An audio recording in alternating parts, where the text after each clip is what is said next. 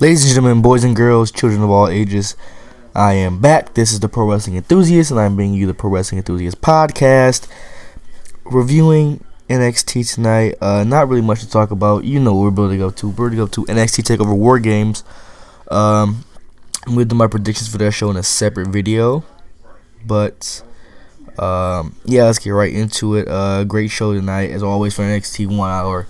Feels like it just flies by. You're just like, wow, I want more, you know. And you always have to watch the episode of NXT kind of twice, just to, you know, kind of re-get everything, you know. Gotta absorb everything, you know. So hey, here we go.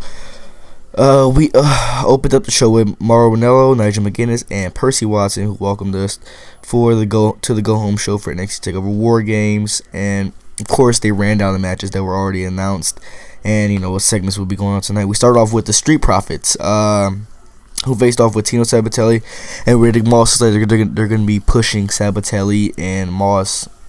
So they're starting to do it now. It's like it'll probably get, you know, stronger as the weeks goes on after TakeOver War Games. Pretty solid match here. This is the first, I think, probably the first tag team match that the Street Profits have had. Kind of a little bit of competition. You know, they've been going through enhancement talent and, you know, local talent, and I think they went through the Ely brothers as well. So look for the Ely brothers to be popping up soon in the tag team division. You know, they always have a nice mix of tag teams. Kind of like, feels like we haven't had that. I remember when NXT TakeOver the end went down, and the brand split finally happened. We did not have any type of flow of talent in NXT, and it just felt like it was very stagnant, and Nakamura and Joe had to face like 5 times for that title. So, you know, it's great to see the tag team division back. A little notes I wrote down: Montez Ford played face and Pearl while Tino and Riddick cut the ring in half and played quick tags.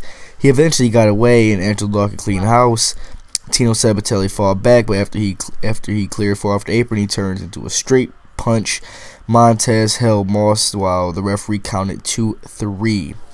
Street Profits defeat Tino Sabatelli. We then go to a video package for the Velveteen Dream versus Aleister Black program. I am so excited for that match. You guys have absolutely no idea how excited for that match I am. That match right there is going to be something special. I honestly don't even know how do you pick that match. I guess you can go Aleister. But yeah. And then we're reminded that Pete Dunne will be going one-on-one with Johnny Gargano, and apparently from Regal's words, it sounds like it'll be on next week's NXT taping. You know how they always tape before you know, the TakeOver show, so it'll probably be on next week's NXT taping. We get Lars Sullivan versus Raul Mendoza from the Cruiserweight Classic. I think we can all figure out what happened there. Sullivan in a straight squash match via the freak accident. That's what they're calling the new side slam move he has.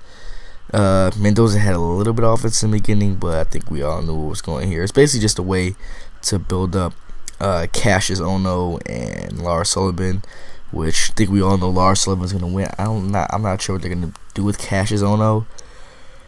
Doesn't like they have anything planned for Cassius Ohno.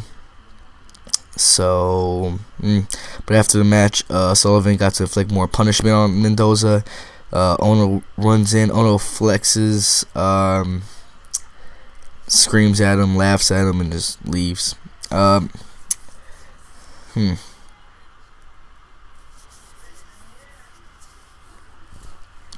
Yeah, like I said, General Manager Regal was talking to Johnny Gargano, blah blah blah. We get more War Games hype with the Undisputed Era, Sanity, and Authors of Pain all coming through talking about the match, how brutal the match is. This match is going to be something special. I have never witnessed a War Games match. I have to go back. I have never watched a War Games match on the WWE Network.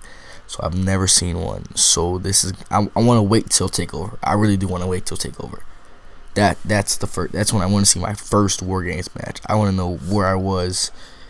Like, the classics are the classics, I understand that, but I want to know where I was when I watched my first real memory of a War Games match. Ember Moon defeated Mercedes Martinez from the Mae Young Classic. She looked very impressive. I didn't watch the Mae Young Classic. Honestly, I didn't like the format. I kind of like the Cruiserweight Classic format where it was more live and, things just went down that way, but that's just my opinion. Following the Eclipse, of course, it was a very hard-hitting affair where Mercedes utilized her size advantage to control the first half of the match, and, of course, after a vicious chop that Ember just sold the heck out of. And the Three Amigos, where it was like the third suplex was a delayed vertical suplex, so that's pretty cool. Ember Moon countered with an enziguri and a high-speed suicide dive. Martinez stopped an Eclipse attempt, answering it with a running Tower of London, but only got two. A missed boot left Mercedes hanging up on the ropes and led to the Eclipse. And after the match, Ember was celebrating in the ring, and Nikki Cross entered the crowd, followed by Peyton Royce and Kairi Sane on the stage and ramp for kind of a little pre-title stare down. Then they give the matches for next week, which NXT always does. In addition to Johnny Gargano versus Pete Dunne for the UK Championship, we will be getting Ruby Riott versus Sonya Deville. So I'm looking forward to next week. Looks like they're trying to build up the women's division as well. Drew McIntyre, our NXT champion, is out for a face-to-face encounter with Andrade Cien Almas Tranquilo. He congratulates Andrade Cien Almas on his plan, or should he say Zelina Vega's plan? Finally working. Now that they got what they wanted, they're in trouble. It's one thing to talk about it. It's another to get in the ring and prove what kind of man you are. Drew says it's clear what kind of man he is as he holds up the title. He says Zelina's been doing a lot of talking about success and mountains, but she's about to find out he is the mountain. He taunts Almas, mocking Cien for not being allowed off Vega's leash. Zelina hits the stage, and I thought maybe, it'd be just be another segment where Andrade would just sneak attack Drew McIntyre, but no. Drew waves at Vega, and out comes Almas. He comes out with the suit, throws off the suit, rolls up his sleeves, and goes right into the ring. McIntyre takes off the shirt, and they're swinging.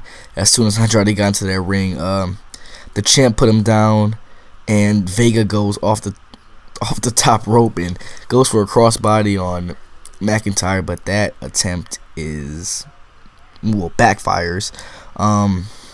The champ puts her down. Sienna catches him with a chop block, and I believe it was a kick to the face, and then hits the hammerlock DDT, which on a huge Drew McIntyre and a small Andrade Cien Almas was a pretty weird sight to see. Zelina picks up the belt and showed it to Andrade Cien Almas, and they leave Andrade Cien Almas laying there in pain and in agony as we build to NXT TakeOver War Games. Very, very good segment there. I love what they did with Andrade Cien Almas. They knew they had something with him. Well, what do you do? Okay, we book him as a loser. Then we give him, but as NXT always does, they give a reason to everything. So why is he losing? Oh, he's losing because he's partying. So how do you make him stop partying? You give him Zelina Vega, and now he has a renewed focus. They got to give that man a stable. If they give him a Los and Gobernador, I'm gonna just botch the name. Not even gonna say it. Gobernadores, I think that's how you say it. Tranquilo, Naito. They give him that type of stable. Andrade is going to be unstoppable. Even the main roster want to be able to mess him up. And that's a bold statement, but you can't mess something up like Andrade Cien Almas. No matter where you put him, he's going to put on star-studded matches. You can make him La Sombra again, and I promise you he will put on star-studded matches in WWE. So, War Games. As I speak right now, we are 3 days away. Are you excited? You definitely should be, and if you're not, check your pulse, or are you really a pro wrestling fan? Anyways, as always, like, comment, subscribe. Let's do something a little different today. Like, comment, subscribe. Tranquilo.